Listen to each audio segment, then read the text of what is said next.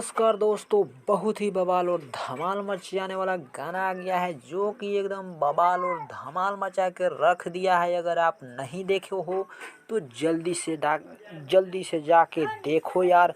बवाल धमाल गाना है जो कि फसल मूवी का ये गाना है। गाना का नाम है बलमू के हिपिया। बलमू के हिपिया गाना इतना बवाल मचा के रख दिया है, देखिएगा तो एकदम देखते ही रह जाइएगा। गाना क्यों बवाल मचा रहा है? क्योंकि गाना को गाए हैं अपनी मधुर आवाज में शिल्पी राज। ये गाना लगभग पुराना है फिर भी बवाल धमाल मचा रहा है। वीडियो गाना में नजर आ रहे हैं जुबली स्टार दिनेश लाल यादव और अमरपाली दुबे। अमरपाली दुबे का हरकत देखिएगा तो एकदम देखने का मन करेगा खूब। तो जल्दी से जा कर के देखिए बलमू के हिपिया।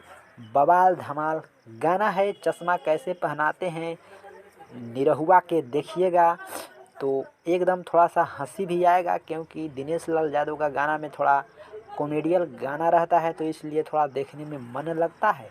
तो ये फसल मूवी का गाना जा कर के देखिए, बलमू के हिपिया। ये आया है वर्ल्ड वाइड भोजपुरी के यूट्यूब चैनल से, जा कर के देखिए।